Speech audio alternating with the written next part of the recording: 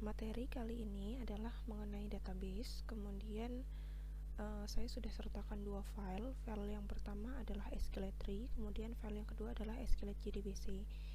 SQLite JDBC ini nanti akan kita gunakan untuk koneksi Java dengan database-nya, sedangkan SQLite-nya akan kita gunakan sekarang untuk mengelola si database.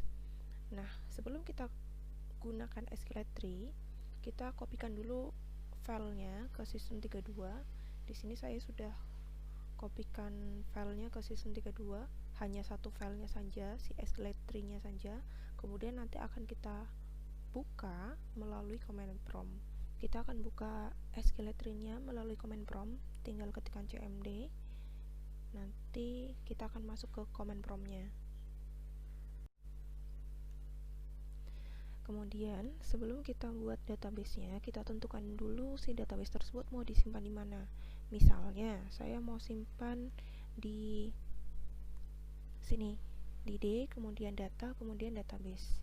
Jadi, kita harus pindahkan dulu ke directory D-nya. Caranya adalah ketikkan D.2, kemudian masuk ke folder data, caranya cd, kemudian data, kemudian masuk lagi ke folder database, kemudian kita ketikkan cd database. Berikutnya kita tinggal buat database-nya. Caranya adalah tulis SQLite, kemudian nama database-nya misalnya kampus.db. Ini artinya ada dua, tergantung ada atau tidak sebelumnya. Jadi kalau misalnya di database ini sebelumnya sudah ada database namanya kampus, berarti kita akan membuka si database ini. Tapi kalau misalnya di sini belum ada database namanya kampus, berarti kita membuat database baru namanya adalah kampus. Kemudian kita tinggal tekan enter. Nah, tadi kalau misalnya si SQLite-nya sudah kita kopikan ke System32, otomatis dia akan masuk ke SQLite. Tapi kalau misalnya dia belum ada, dia tidak akan masuk ke SQLite-nya. Nah, di sini nanti kita tinggal masukkan query-query untuk membuat tabel atau memanipulasi data di dalam tabelnya. Kita bisa cek di dalam database kampus ini ada tabel apa saja. Caranya adalah ketikkan .table. Nah, karena si database kampus ini sebelumnya tidak ada di dalam folder database yang saya punya, berarti kampus ini adalah database baru dan tabelnya belum ada satupun. Jadi di sini hasilnya kosong atau tidak ada. Nah, sekarang kita coba buat tabel mahasiswa. Ya, tabel mahasiswanya nanti kolomnya ada npm, nama, dan nilai misalnya. Query-nya adalah create table, kemudian nama tabelnya misalnya MHS, kemudian ada kolom npm yang tipe datanya varchar, karakternya misalnya maksimal 10, kemudian nama varchar juga, kemudian 20, kemudian nilai integer, kemudian jangan lupa titik koma ya. Jadi create table MHS, npm, nama, dan nilai artinya dia akan membuatkan satu tabel atau membuatkan sebuah tabel namanya adalah MHS. Kolomnya ada 3, npm yang bertipe data varchar, namanya juga varchar, dan nilainya bertipe integer. Bisa ditulis dalam satu baris seperti ini, atau biasanya saya buat supaya lebih memudahkan dalam pembacaan, saya buat seperti ini. Saya hapus dulu, create table MHS, kemudian enter saja. Kalau di sini masih titik-titik berarti masih kita lanjutkan atau bisa kita lanjutkan ya. Ini masih dalam satu query. Tadi lanjutannya adalah npm, tipe datanya adalah varchar, kemudian 10, kemudian koma, kemudian nama varchar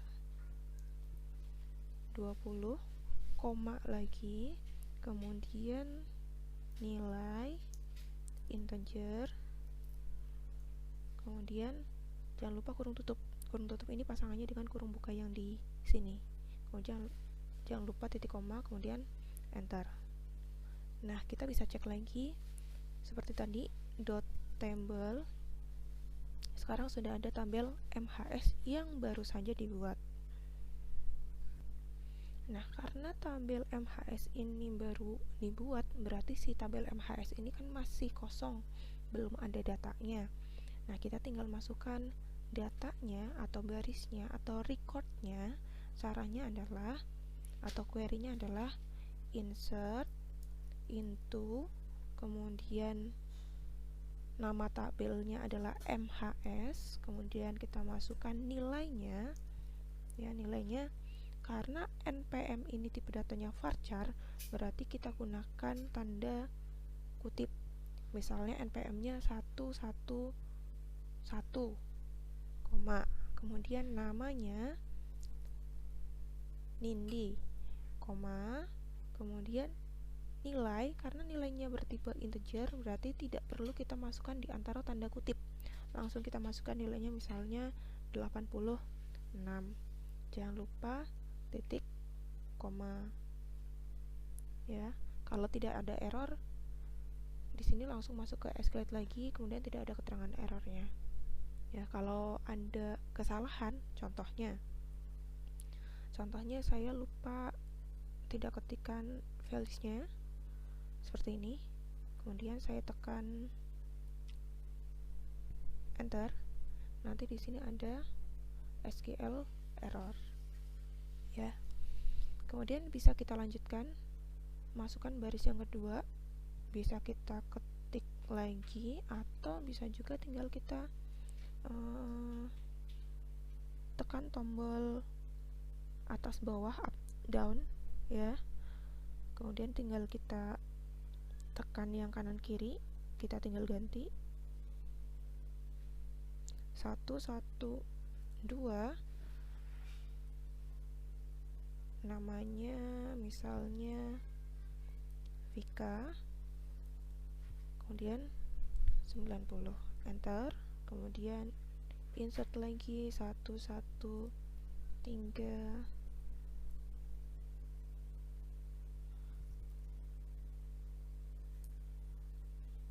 Dina, kemudian 70, kemudian enter 114,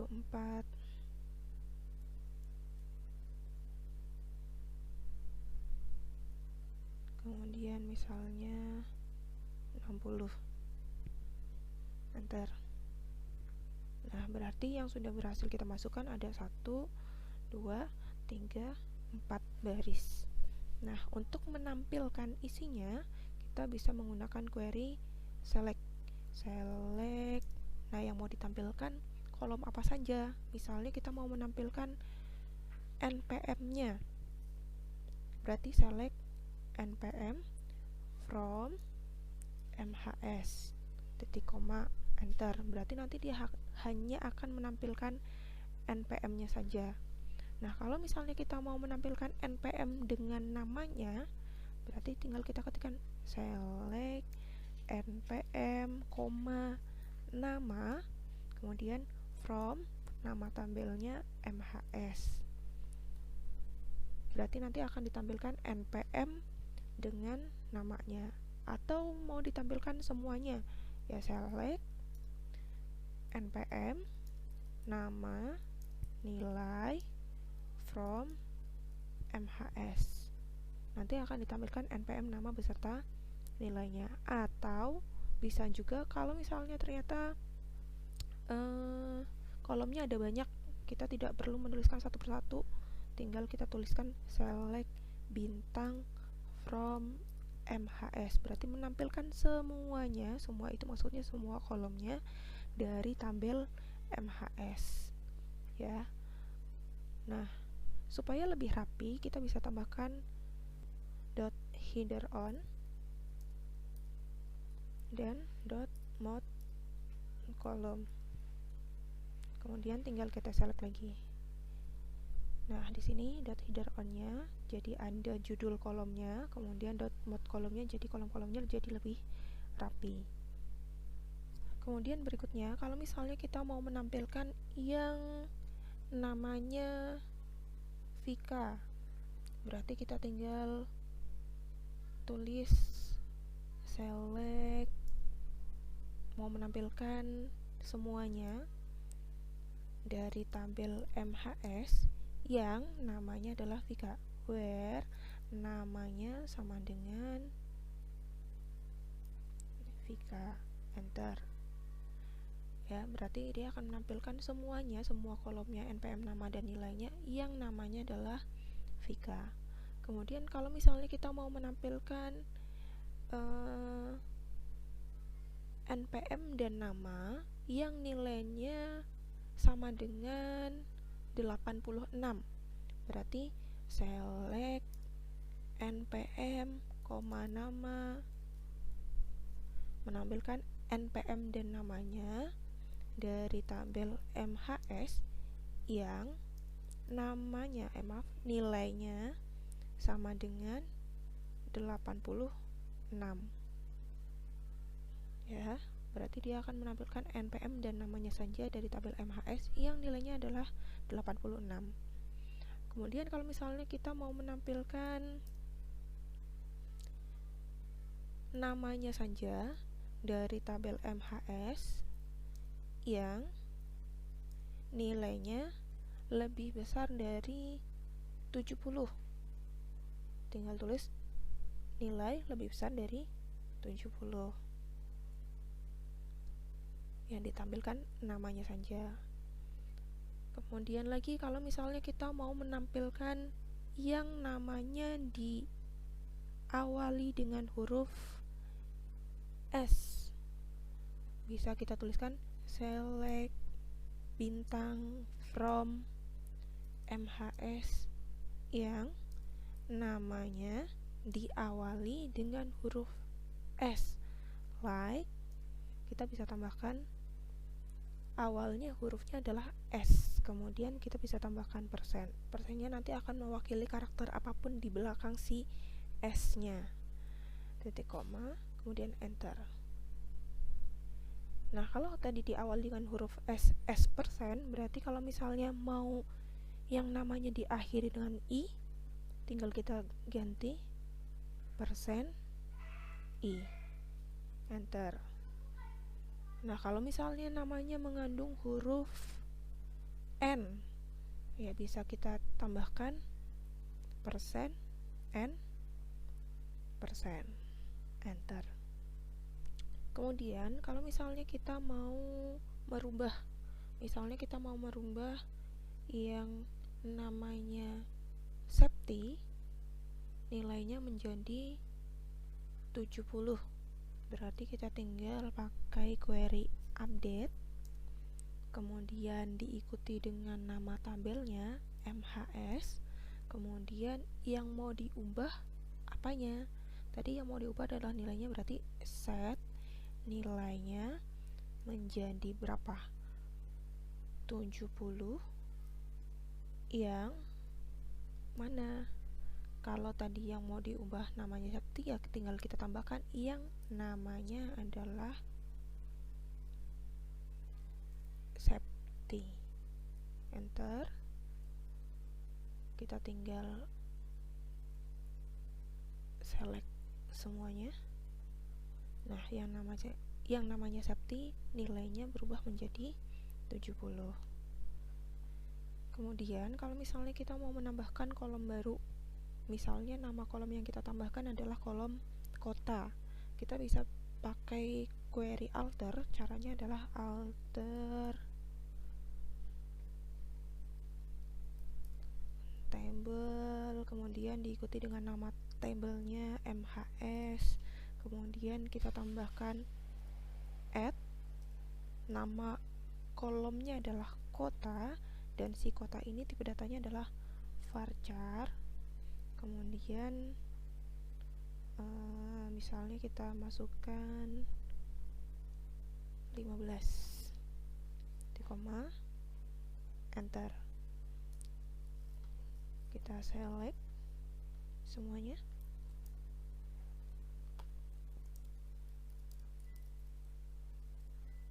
Nah, karena si kota ini baru kita tambahkan, maka si nilai kotanya masih kosong.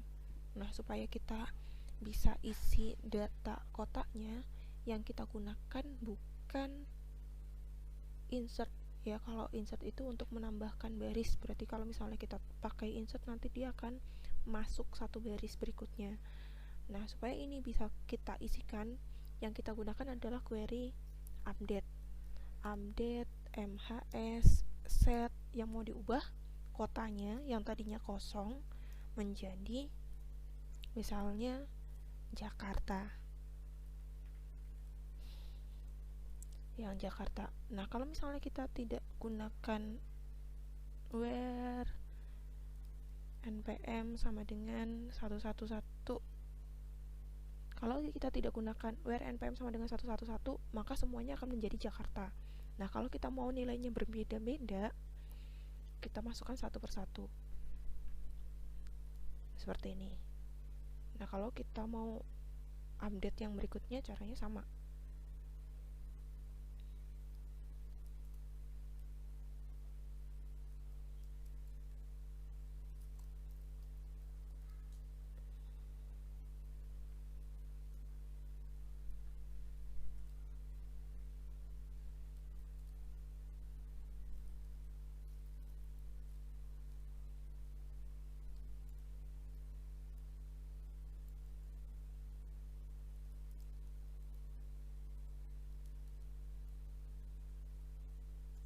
Seperti ini. Kemudian berikutnya adalah contoh untuk menghapus record atau menghapus baris. Misalnya kita mau menghapus yang kotanya Bogor, berarti kita tinggal tambahkan query delete from MHS where kota sama dengan Bogor. Jadi akan menghapus dari tabel MHS yang kotanya Bogor. Enter, kemudian select, maka yang kotanya Bogor akan terhapus. Nah, kalau misalnya kita mau menggunakan drop ya, kalau delete itu bisa digunakan untuk menghapus record, kalau drop itu bisa kita gunakan untuk menghapus tabel. Jadi kalau misalnya kita mau coba pakai drop table MHS, maka nanti tabel MHS-nya akan terhapus beserta isinya. Ya, berbeda ketika kita coba misalnya delete from MHS seperti ini, tapi tidak menggunakan kondisi where, maka semua isinya atau semua recordnya akan terhapus, tapi tabelnya masih ada. Ini saya coba enter ya, isinya tidak ada. Tapi kalau misalnya saya cek .table, tabel MHS nya masih ada. Berbeda ketika saya pakai drop table MHS, maka dia akan menghapus tabel beserta isinya. Enter. Kalau kita cek .table, maka si tabel MHS-nya sudah tidak ada lagi. Ya, jangan lupa kalau misalnya yang sudah coba dari atas tadi bisa di screenshot, kemudian bisa dikopikan ke Word atau yang lain supaya bisa digunakan untuk belajar.